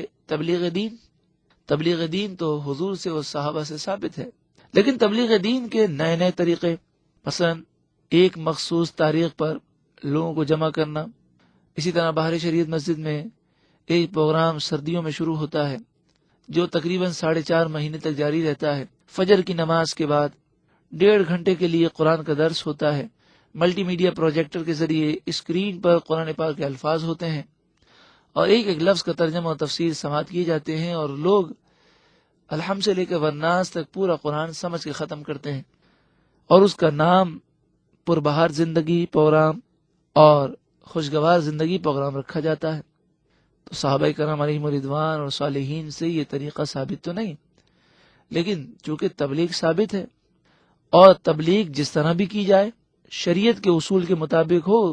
تو وہ بالکل جائز ہے. تو اگر شریعت کے اصول کے مطابق کی جائے اور کوئی خلاف شرع کام نہ کیا جائے تو یہ نئے انداز میں تبلیغ کا کام کرنا یہ بدعت حسنہ ہے. اور اگر اس طرح تبلیغ کی جائے کہ عورتیں ساڑیاں پہن کر بیٹھی ہوں، بے پردہ عورتوں کے سامنے بیان کیا جا رہا ہو، مرد بھی بیٹھے ہوں، مردوں عورتوں کے درمیان کوئی پردہ نہ ہو، بیان کرنے والے کے درمیان بھی پردہ نہ ہو، تالیاں بج رہی ہوں اور بار بار ڈھول بجایا جا رہا ہو، موسیقی بجائی جا رہی ہو، اور کوئی کہے کہ میں اسلام کی خدمت کر رہا ہوں، تو یقیناً یہ جو خرافات ہیں اور جو گناہ کے کام ہیں یہ سارے کام بدعت سیئہ ہیں. اسی طرح میلاد مصطفیٰ صلی اللہ علیہ وآلہ وسلم کی محفل کا انعقاد کرنا. اگر محفل منعقد کی جائے، اس میں قرآن کی تلاوت ہو، اللہ تعالیٰ کی حمد بیان کی جائے، مناجات پڑھی جائے، نعتیں پڑھی جائیں، درس قرآن درس حدیث ہو، رسول اللہ صلی اللہ علیہ وآلہ وسلم کی تعظیم و توقیر، آپ کی شان، آپ کے معجزات، آپ کی کمالات، آپ کی ولادت باسعادت کے وقت ظہور پذیر ہونے والے معجزات کا بیان ہو، آپ کی سیرت، آپ کے کردار کو بیان کیا جائے، آخر میں دعا مانگی جائے، صلاۃ و سلام ہو. یہ پورا عمل یقیناً رسول اللہ صلی اللہ علیہ وآلہ وسلم کی تعظیم و توقیر کے لیے ہے، اور رسول اللہ صلی اللہ علیہ وآلہ وسلم کی تعظیم و توقیر مسلمانوں کے دلوں میں بڑھانا یہ شریعت کو بہت پسندیدہ ہے. تو یہ بالکل شریعت کے مطابق ہے. یہ انداز اگر نیا بھی ہو تو شریعت کے خلاف نہیں، لہذا یہ بدعت حسنہ ہے. لیکن اگر میلاد کی محفل میں نعتیں اس انداز میں پڑھی جائیں کہ میوزیکل نعتیں ہوں، آلات موسیقی پر نعتیں ہوں، عورتیں نعتیں پڑھنے والی ہوں اور ان کی آواز نامحرم مردوں تک جا رہی ہو، تو عورت کی جو ترنم والی آواز ہے وہ نامحرم مردوں کی طرف نہیں جانی چاہیے. بجلی کی چوری کی جائے یا اس طرح محفل میلاد منعقد کی جائے، زور زور سے اسپیکر پر اس طرح نعتیں پڑھی جائیں کہ بیماروں کو تکلیف ہو، بوڑھوں کو تکلیف ہو، تو یہ سارے عمل غلط ہیں، اور جو گناہ ہے اسے ہم بدعت سیئہ کہیں گے، اور ایسی محفل ہم منعقد نہیں کریں گے کہ جس میں گناہ کیے جائیں. اسی طرح عرس کا مقصد اللہ والوں کی یاد کرنا، اللہ والوں کو ایصال ثواب کرنا. ایک مخصوص تاریخ پر یہ کام کیا جاتا ہے، اور تاریخ کا تعین کرنا یہ بھی شریعت سے ثابت ہے. اگر آپ تفصیل جاننا چاہیں تو کتاب عظمت قرآن باہر شریعت مسجد سے آپ حاصل کریں. تو تاریخ کا تعین کرنا بھی شریعت سے ثابت ہے. اس تاریخ میں لوگ جمع ہوں اور اللہ والوں کا ذکر کریں، قرآن کی تلاوت کریں، درود پاک پڑھیں، دعائیں مانگیں، تو اس میں کوئی حرج نہیں ہے. لیکن اگر ہیروئن، چرس اور بھنگ کا کاروبار ہو رہا ہو، میلے لگے ہوئے ہوں، ناچ ہو رہا ہو، عورتوں اور مردوں کا مخلوط انتظام ہو، ڈھول اور باجوں پر لوگ ادھم مچا رہے ہوں، یا مزار پر سجدہ کیا جا رہا ہو، یا مزار کے سامنے رکوع کیا جا رہا ہو، یا مزار کا طواف کیا جا رہا ہو، تو یہ سب منع ہے کہ رسول اللہ صلی اللہ علیہ وآلہ وسلم نے ان کاموں سے منع کیا کہ سجدہ صرف اور صرف اللہ کی بارگاہ میں کیا جا سکتا ہے، اللہ کے علاوہ کسی اور کے لیے سجدہ جائز نہیں ہے۔ تو بات یہ ہو رہی ہے کہ قانون یہ ہے کہ ہم کام دیکھیں گے، زمانے کا اعتبار نہیں ہے۔ صحابہ کرام، تابعین، تبع تابعین کے زمانے میں کوئی کام ہو یا اس کے بعد ہو، ہر وقت یہ دیکھا جائے گا کہ یہ کیا شریعت کے اصول کے مطابق ہے کام۔ اسی طرح کرنے والا وہ نیک شخص ہو یا بد شخص ہو، ہم اسے نہیں دیکھیں گے، یہ دیکھیں گے کہ یہ کام شریعت کے مطابق ہے۔ جیسا کہ ہم سن چکے کہ حجاج بن یوسف نے قرآن پر زبر زیر پیش لگائے، بڑا ظالم شخص تھا، بڑا سفاک تھا، مگر اس کا یہ عمل شریعت کے خلاف نہیں تھا، تو پوری دنیا کے مسلمانوں نے اس عمل کو قبول کر لیا۔ اسی طرح حجاج بن یوسف اور عبد الملک بن مروان یہ وہ لوگ تھے کہ جو نبی اکرم صلی اللہ علیہ وآلہ وسلم کی شریعت کے خلاف کام کرتے تھے، اور یہ بدعتی لوگ تھے۔ لیکن آپ جانتے ہیں کہ اس زمانے میں جب جمعے کی نماز ہوتی تو وقت کا بادشاہ جمعہ پڑھاتا یا شہر کا گورنر وہ جمعہ پڑھاتا۔ حجاج بن یوسف جب جمعہ پڑھاتا تو صحابہ کرام کو بڑی مشکل ہوتی۔ بعض صحابہ کرام علیہم رضوان گھر میں وہ ظہر کی نماز ادا کر لیتے، کیونکہ اس زمانے میں دوسرے جمعے کا اہتمام کرنے کی کسی کو اجازت نہ تھی، اور بعض صحابہ کرام کہ جنہیں جان سے مارنے کی دھمکی ہوتی تو مجبوراً وہ جمعے کی نماز میں حاضر ہوتے۔ بڑا ہجوم ہوتا، پورا شہر جمع ہوتا، اور حجاج بن یوسف بڑے لشکر کے ساتھ، جاہ و جلال کے ساتھ آتا، مگر وہ صحابہ اپنی نماز ظہر پہلے ہی ادا فرما لیتے، کیونکہ وہ جانتے تھے کہ کتنا ہی بڑا لشکر ہو،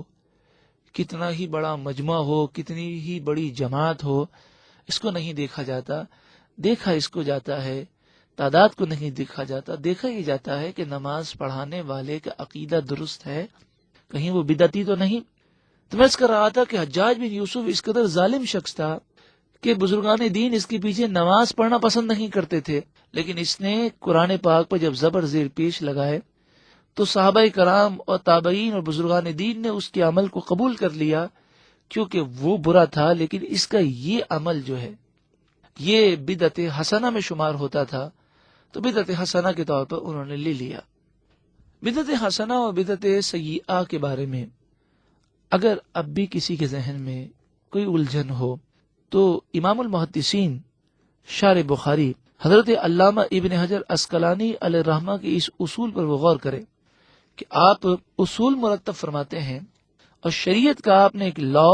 ایک قانون بیان کیا، فرمائے الفعل یدل علی الجواز۔ رسول اللہ یا صحابہ یا بزرگان دین نے کوئی کام کیا تو یہ کام کرنا جائز ہونے کی دلیل ہے، وعدم الفعل لا يدل علی المنع، اور اگر رسول اللہ، صحابہ، بزرگان دین نے کوئی کام نہیں کیا تو یہ ناجائز اور حرام ہونے کی دلیل نہیں ہے۔ اسی طرح علامہ ابن حجر عسقلانی فتح الباری شرح بخاری میں فرماتے ہیں، اور بدعت حسنہ، بدعت سیئہ اور بدعت مباحہ کی تقسیم اس انداز میں فرماتے ہیں کہ والبدعۃ ان کانت مما تندرج تحت مستحسن فہی حسنۃ، اگر کوئی نیا کام ایسی چیز کے نیچے داخل ہو کہ جس کی خوبی شرع سے ثابت ہے تو وہ نیا کام اچھا ہے، وہ اچھی بدعت ہے۔ جیسے بزرگان دین کی تعظیم، ان کی یاد منانا، رسول اللہ صلی اللہ علیہ وآلہ وسلم کی تعظیم اور توقیر بڑھانے کی کوشش کرنا، تبلیغ دین کرنا، یہ سب شریعت سے ثابت ہے، اس کی خوبی شریعت سے ثابت ہے۔ اگر اس کے تحت کوئی کام ہو اور شریعت کے خلاف نہ ہو تو وہ بدعت حسنہ ہے۔ وَإِن كَانَتْ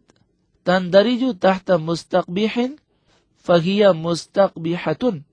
اور اگر وہ نیا کام کسی ایسی چیز کے نیچے داخل ہو جس کی برائی شریعت سے ثابت ہے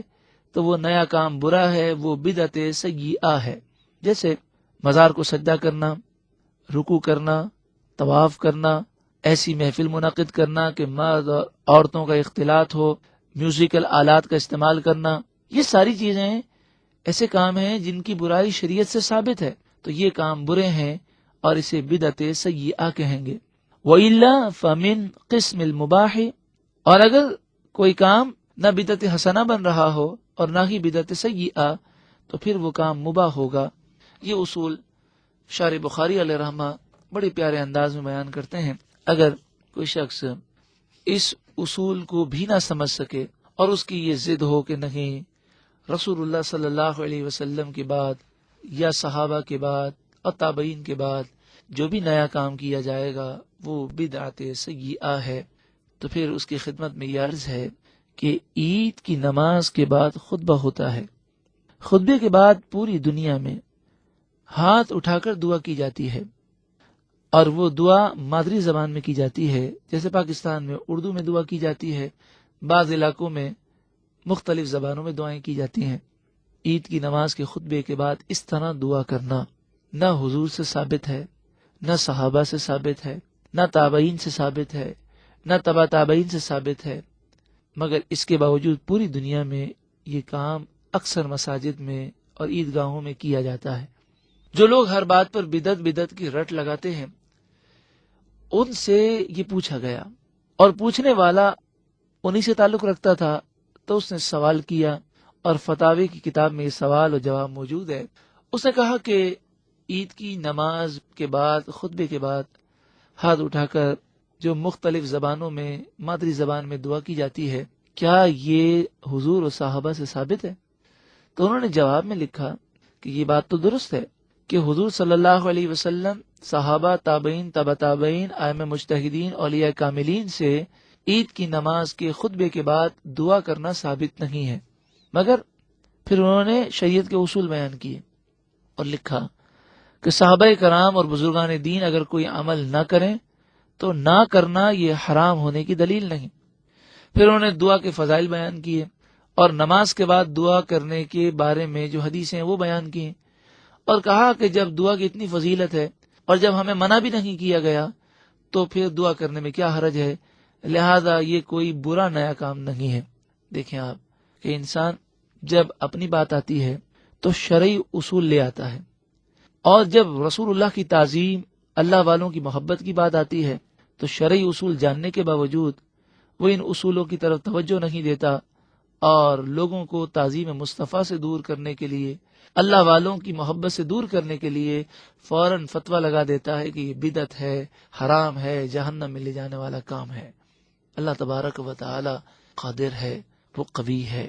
جب انسان ایسا کرتا ہے تو اس کا نتیجہ دنیا میں دکھا دیا جاتا ہے کہ اس کی میت پڑی ہوتی ہے۔ نماز جنازہ کے بعد لوگ اللہ کے حضور ہاتھ اٹھا کر اس کے لیے دعا کرنے کو تیار نہیں ہوتے، حالانکہ حدیث پاک میں واضح طور پر ہے، عن ابی ہریرہ رضی اللہ تعالی عنہ قال قال رسول اللہ صلی اللہ علیہ وسلم، حضرت ابو ہریرہ فرماتے ہیں کہ نبی اکرم صلی اللہ علیہ وسلم نے فرمایا، اذا صلیتم علی المیت فاخلصوا له الدعاء، جب تم نماز جنازہ پڑھ کر فارغ ہو جاؤ تو پھر خاص اس میت کے لیے دعا کرو۔ اور دوسری حدیث پاک میں فرمایا کہ اسے تمہاری دعا کی ضرورت ہوتی ہے، وہ ایسے ہوتا ہے جیسے کوئی شخص دریا میں ڈوب رہا ہو۔ مصنف ابن ابی شیبہ میں روایتیں موجود ہیں جو امام بخاری کے اساتذہ میں سے ہیں، امام ابن ابی شیبہ۔ آپ فرماتے ہیں کہ حضرت عمر رضی اللہ تعالیٰ عنہ آپ ایک دن نماز جنازہ پڑھنے کے لیے آئے تو نماز جنازہ ختم ہو چکی تھی، لوگ دعا کرنے لگے تو حضرت عمر رضی اللہ تعالیٰ عنہ نے پکار کر کہا، رک جاؤ، میں نماز جنازہ میں تو شریک نہ ہو سکا، اب مجھے دعا میں شریک ہونے دو۔ اسی طرح حضرت علی رضی اللہ تعالیٰ عنہ کا عمل لکھا کہ آپ نماز جنازہ کے بعد جب میت کے لیے دعا کرتے تو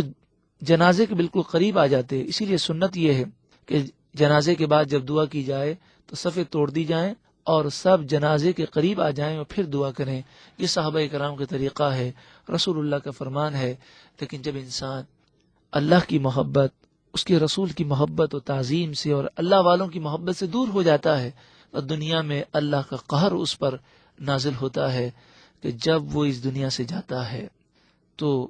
اللہ کے حضور اس کی مغفرت کے لیے ہاتھ اٹھا کر دعا نہیں کی جاتی، اور لوگ اسے بھی بدعت سمجھتے ہیں۔ یہ اصل میں تنگ نظری ہے، اور یہ تنگ نظری کا وبال ہے۔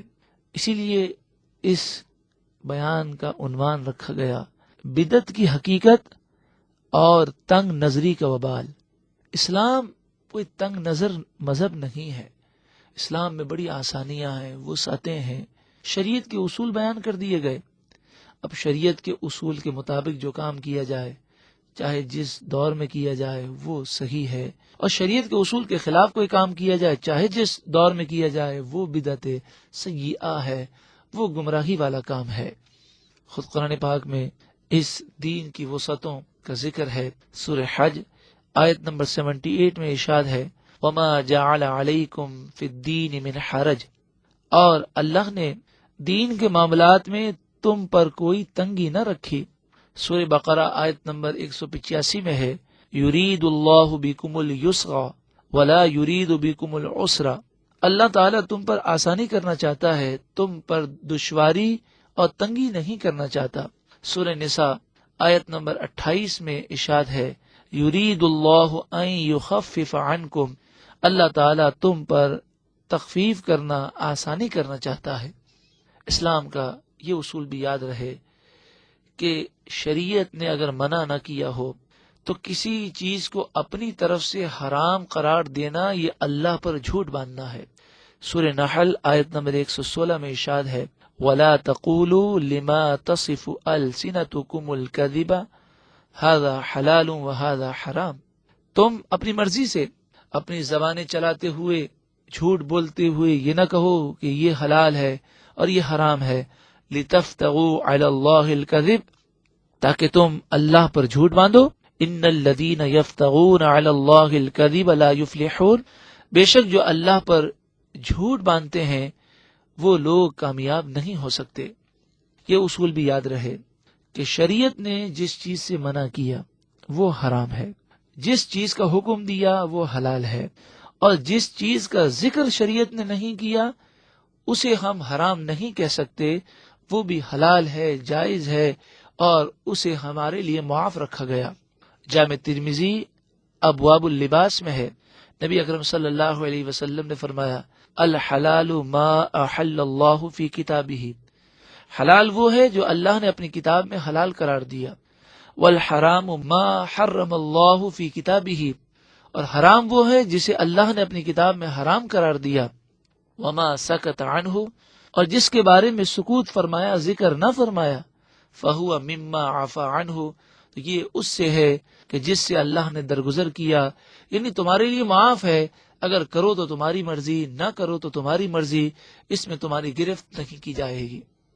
علماء کرام نے انہی احادیث و قرآن کی آیتوں سے ایک اصول مرتب کیا اور فرمایا، فیہ ان الاصل فی الاشیاء الاباحہ، مرقات جلد اول صفحہ نمبر 263 پر، تفسیر کبیر، تفسیر بیداوی، تفسیر احمدی، فتح و شامی اور دیگر کئی کتابوں میں یہ اصول موجود ہے کہ قاعدہ اصلیہ یہ ہے کہ فی نفسی ہر چیز جائز ہے جب تک کہ شریعت حرام قرار نہ دے، تو جائز کا ثبوت نہیں مانگا جاتا۔ اگر کوئی ناجائز کہتا ہے تو وہ ثابت کرے کہ اللہ نے کہاں ناجائز قرار دیا، رسول اللہ نے کہاں اسے حرام قرار دیا۔ قرآن پاک میں اور احادیث طیبہ میں حرام کی فہرست ہے، ناجائز کی فہرست ہے، ناپاک کی فہرست ہے، لیکن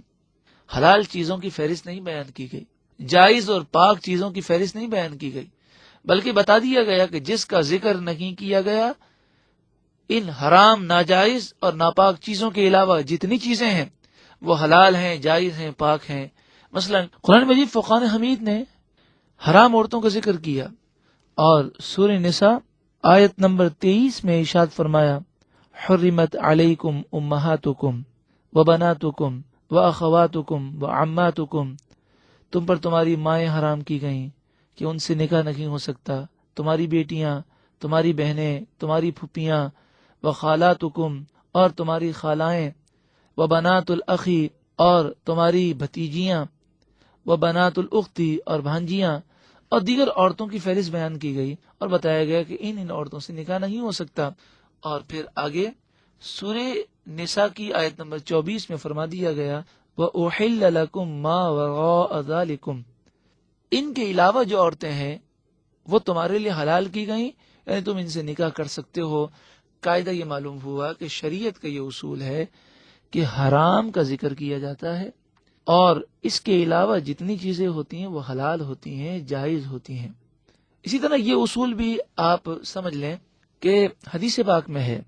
ما رآہ المسلمون حسنا فہو عند اللہ حسن، جسے صالح مسلمان اچھا سمجھیں تو وہ اللہ کے نزدیک بھی اچھا ہوگا۔ غرض بدعت کی دو قسمیں ہیں جو آپ کے سامنے بیان ہوئیں۔ جب ہم نے بدعت کی دو قسموں کو سمجھ لیا تو نبی اکرم صلی اللہ علیہ وآلہ وسلم کے فرمان سے بھی ہم ان قسموں کو اچھی طرح اپنے ذہن پر واضح کرتے ہیں کہ مسلم شریف کتاب العلم حدیث نمبر 4830 اور اسی مفہوم کی حدیث مسلم شریف کتاب الزکوٰۃ میں، ترمذی کتاب العلم، نسائی کتاب الزکوٰۃ، ابن ماجہ کتاب المقدمہ اور مسند امام احمد بن حنبل میں 4 جگہ پر اور دارمی میں کتاب المقدمہ میں 2 جگہ پر یہ حدیث پاک موجود ہے کہ نبی اکرم صلی اللہ علیہ وآلہ وسلم نے اچھے نئے کام کا اور برے نئے کام کا ذکر کیا اور فرمایا کہ جو برا نیا کام ایجاد کرے گا اس کے لیے گناہ ہے، اور جو لوگ اس پر عمل کرتے رہیں گے، جب تک عمل کرتے رہیں گے، اس کے نامہ اعمال میں گناہ لکھا جائے گا۔ اور اچھا نیا کام ایجاد کرنے کے بارے میں آپ نے فرمایا من سن فی الاسلامی سنتن حسنتن، جو اسلام میں نیا طریقہ ایجاد کرے جو کہ اچھا ہو، فعمل بہا بعدہ، اور ایسا طریقہ ایجاد کرے کہ بعد میں آنے والے لوگ اس پر عمل کریں اور اس پر عمل کیا جائے بعد میں، کتب لہ مثل اجر من عمل بہا، تو جتنے اس کے بعد عمل کریں گے تمام عمل کرنے والوں کے عمل کا ثواب نیا کام ایجاد کرنے والے کے نامہ اعمال میں لکھا جائے گا۔ ولا ينقص من اجورہم شیء، اور عمل کرنے والوں کے عمل میں کوئی کمی نہ کی جائے گی۔ اسی اصول کے تحت بزرگان دین نئے نئے کام جو شریعت کے اصولوں کے مطابق تھے ایجاد کرتے رہے اور آج تک یہ نئے نئے کام جاری و ساری ہیں۔ مثلا صحابہ کرام علیہم رضوان کے زمانے میں فارس، روم اور یہ کئی ممالک فتح ہوئے، مگر جمعے کا خطبہ عربی میں ہوتا تھا۔ جمعے کے خطبے سے پہلے کوئی مادری زبان میں واعظ نہیں ہوتا تھا، لیکن بعد میں اس کو ایجاد کیا گیا اور آج پوری دنیا میں وہ ممالک کی جن کی زبان عربی نہیں، عربی میں خطبہ دیتے ہیں، اور اس سے پہلے وہ اردو میں یا جو بھی مادری زبان ہو اس میں واعظ کرتے ہیں۔ یہ کام نہ حضور نے کیا نہ صحابہ نے کیا، مگر یہ کام ہے تو نیا، مگر اچھا کام ہے، شریعت کے اصول کے مطابق ہے، اسے بدعت حسنہ کہیں گے۔ اسی طرح بعض جگہوں پر یوم فرقان منایا جاتا ہے 17 رمضان المبارک، کہ وہ غزوہ بدر کا دن ہے۔ یوم صدیق، یوم فاروق، یوم عثمان، یوم حیدر، یوم امیر معاویہ منایا جاتا ہے۔ کہیں جلسہ سیرت النبی ہوتا ہے، کہیں محفل میلاد مصطفیٰ، کہیں محسن انسانیت کانفرنس، تو کہیں کسی اور نام سے جلسہ، کسی اور نام سے دین کا پروگرام، کہیں نور قرآن نشست، کہیں خوشگوار زندگی پروگرام، کہیں پربہار زندگی پروگرام۔ رمضان المبارک میں جو خلاصہ تراویح بیان ہوتا ہے قادریہ لون میں جیل چورنگی کے پاس، اس پروگرام کا نام رکھا جاتا ہے یادگار رمضان پروگرام۔ سال میں ایک دفعہ ربیع الثانی کے مہینے میں نور قرآن کانفرنس ہوتی ہے، جس میں پورے ملک سے علماء و مشائخ تشریف لاتے ہیں، اور مقصد یہ ہوتا ہے کہ مسلمانوں میں قرآن سمجھنے کا ذوق و شوق بیدار ہو۔ تو یہ سارے کام نئے ہیں۔ اس انداز میں دین کا کام کرنا، اس انداز میں یوم منانا، اس انداز میں وعظ کرنا صحابہ کرام سے، رسول اللہ سے ثابت نہیں، مگر چونکہ یہ شریعت کے خلاف بھی نہیں، رسول اللہ اور صحابہ نے منع بھی نہیں کیا، لہذا یہ بالکل درست ہے۔ ایک سال میں ایسا اجتماع بھی ہوتا ہے جو بالکل مخصوص تاریخ میں ہوتا ہے، نومبر میں، اور پوری دنیا سے لوگوں کو جمع کیا جاتا ہے۔ بتائیے کیا صحابہ کرام نے، تابعین نے، بزرگان دین نے حج کے علاوہ کوئی سالانہ اجتماع کیا؟ کیا صحابہ کرام سے بڑھ کر ہمارے دل میں دین کی تڑپ ہے؟ اسی طرح سیرت النبی کانفرنس کے بڑے جلسے ربیع الاول کے مہینے میں ہوتے ہیں. اب اگر کوئی میسج بنا لے اس کا اور کہے کہ اے یوم صدیق، یوم فاروق، یوم عثمان، یوم حیدر منانے والوں، اے یوم فرقان منانے والوں، اے جمعے کی نماز سے پہلے، خطبے سے پہلے اردو میں یا دیگر مادری زبانوں میں واز کرنے والوں، اے سال میں ایک سالانہ اجتماع کرنے والوں، یا ربیع الاول کے مہینے میں سیرت النبی کانفرنسیں کرنے والوں، یہ بتاؤ کہ صدیق اکبر کے زمانے میں، حضور کے زمانے میں 63 مرتبہ ربیع الاول آیا. صدیق اکبر رضی اللہ تعالیٰ عنہ کے زمانے میں 2 مرتبہ ربیع الاول آیا. فاروق اعظم کے زمانے میں 10 مرتبہ، حضرت عثمان غنی کے دور میں 12 مرتبہ، حضرت علی کے دور میں 4 مرتبہ، حضرت امیر معاویہ کے دور میں 20 مرتبہ. تو اس طرح اور دیگر صحابہ کرام کے نام یاد ہوں، مثلا بدر کے 313 صحابہ کرام کے نام ہو، ہر نام کے آگے ہم کہہ دیں کہ کیا انہوں نے یہ کام کیا؟ جب انہوں نے کام نہیں کیا تو کیا رسول اللہ کی محبت، سیرت کی محبت، دین کی محبت، صدیق اکبر کی محبت، یوم فرقان کی محبت، دین کی تبلیغ کا جذبہ تم میں زیادہ ہے یا ان لوگوں میں زیادہ تھا؟ تو یہ چیزیں ہرگز مناسب نہیں. یہ ایسا ہی شخص کرے گا کہ جس نے دین کے اصول کو نہ سمجھا. اور مقصد یہ بھی نہیں کہ میسج بنایا جائے، ان چیزوں کی ضرورت نہیں ہے. ضرورت اس بات کی ہے کہ مساجد آباد ہو جائیں، درس قرآن عام ہو جائے، لوگ اللہ کی طرف رجوع کریں. یہ تو ہماری مجبوری ہے کہ یہودیوں اور عیسائیوں نے مسلمانوں کے ذہنوں کے اندر بدعت کے بارے میں غلط تاثرات قائم کر دیے، تو مجبوراً یہ باتیں کرنی پڑیں. ورنہ وقت کی ضرورت یہ ہے کہ مسلمانوں کو دین کے قریب کیا جائے، یہود و نصارہ کے خلاف ان کو تیار کیا جائے، دشمنان اسلام کے خلاف ان کو مضبوط کیا جائے. تہجد کے فضائل بیان ہوں، نماز نہ پڑھنے کے نقصانات بیان ہوں، توبہ میں کون سی چیزیں رکاوٹیں ہیں ان کا بیان ہو. ہم موت سے غافل کیوں ہیں؟ آج مسلمانوں میں بے راہ روی کیوں ہے؟ دشمنیاں کیوں پائی جاتی ہیں؟ نفرتیں کیوں پائی جاتی ہیں؟ بڑوں کا ادب کیوں نہیں؟ چھوٹوں پر شفقت کیوں نہیں؟ پڑوسیوں کے حقوق کیوں ادا نہیں کیے جاتے؟ لوگوں کی اصلاح کی ضرورت ہے. یہ مختصر زندگی قول و فعل کے تضاد سے کب پاک ہوگی؟ ضرورت اس بات کی ہے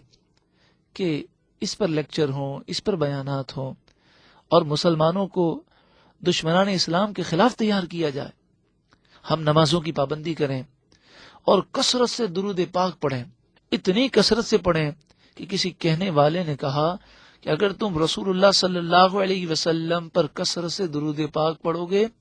تو درود والے آقا صلی اللہ علیہ وسلم تم سے پیار فرمائیں گے. اور روایت میں آیا کہ جو کثرت سے درود پاک پڑھتا ہے، حضرت حذیفہ فرماتے ہیں کہ اس کی برکتیں اسے بھی ملتی ہیں، اس کی اولاد کو بھی ملتی ہیں، اولاد کی اولاد تک یہ برکتیں جاری رہتی ہیں. روایت میں یہ ہے کہ آسمان سے بلائیں نازل ہوتی ہیں، لیکن جس گھر میں درود و سلام پڑھا جاتا ہے اس گھر میں بلائیں نازل نہیں ہوتی. جب ہم کثرت سے درود پاک پڑھیں گے تو انشاءاللہ ساری الجھنیں دور ہو جائیں گی اور شرعی اصول بھی سمجھ میں آ جائیں گے، اور رسول اللہ کی محبت سے ہمارا دل روشن و منور ہو جائے گا. ایک کیسٹ باہر شریعت مسجد بہادرآباد سے اب ضرور حاصل کریں، جس کا عنوان ہے آپ کا گھرانہ جنتی ہو سکتا ہے. اس کیسٹ میں درود و سلام کے فضائل بیان کیے گئے ہیں، اور ایسے ایسے فضائل ہیں کہ انشاءاللہ آپ گھر والوں کو جمع کر کے سنائیں گے تو گھر کا ہر فرد نماز کا پابند ہو جائے گا، درود و سلام کی کثرت کرنے والا ہو جائے گا، اور پھر انشاءاللہ ہمارا گھرانہ جنتی گھرانہ بن جائے گا. اے کریم مالک، ہمیں خود بھی اس کیسٹ کو سننے اور دوسروں کو ترغیب دینے کی توفیق عطا فرما. اس کے علاوہ آج کے دور میں ضرورت اس بات کی ہے کہ مسلمانوں میں قرآن کی تعلیم کو عام کیا جائے. الحمد سے لے کر والناس تک مسلمان ترجمہ سنے، تفسیر سماعت کرے، اپنی زندگی کا محاسبہ کرے. مسلمانوں میں جو برائیاں ہیں وہ قرآن کے نور کی برکتوں سے دور ہو جائیں. الحمدللہ 2 سیڑھیوں پر مشتمل پورے قرآن کا ترجمہ و تفسیر آسان انداز میں موجود ہے، یا باہر شریعت مسجد سے حاصل کر سکتے ہیں. اور ایک عاجزانہ مشورہ یہ ہے کہ آپ اپنے گھر والوں کو اگر ہو سکے تو 20 منٹ 25 منٹ کے لیے جمع کریں روزانہ، اور یہ CD لگا دیں قرآن کے ترجمے و تفسیر کی، اور قرآن پاک کھول کر تمام بیٹھ جائیں، قرآن کو چھونا بھی عبادت، دیکھنا بھی عبادت، اور سی ڈی سے قرآن کا ترجمہ اور تفسیر سماعت کریں۔ انشاءاللہ دیکھیں کہ گھر میں کتنا بڑا انقلاب آئے گا، محبتیں عام ہو جائیں گی، بڑوں کا ادب ہوگا، چھوٹوں پر شفقتیں ہوں گی، برائیاں ختم ہو جائیں گی۔ آخر میں یہی التجا ہے کہ آپ 2 رکعت نفل حاجت کی پڑھیں، اور اس کے بعد یہ دعا کریں کہ اللہ تعالی میرا اور آپ سب کا ایمان محفوظ رکھے، کہ اگر خاتمہ بالایمان ہوا تو انشاءاللہ دونوں جہاں سنور جائیں گے، اور اگر مرتے وقت کسی کا ایمان سلب کر لیا جائے تو اس کی ساری عبادتیں اس کے منہ پر مار دی جائیں گی، اور جس کا خاتمہ کفر پر ہوا وہ ہمیشہ ہمیشہ جہنم میں جلتا رہے گا۔ تو آپ 2 رکعت نفل حاجت کی پڑھ کے یہ بھی دعا کریں، اور یہ بھی دعا کریں کہ اللہ تعالی ہمیں بقیہ زندگی اللہ اور اس کے رسول کے حکم کے مطابق گزارنے کی توفیق عطا فرمائے۔ آمین بجاہ النبی الامین صلی اللہ علیہ وسلم۔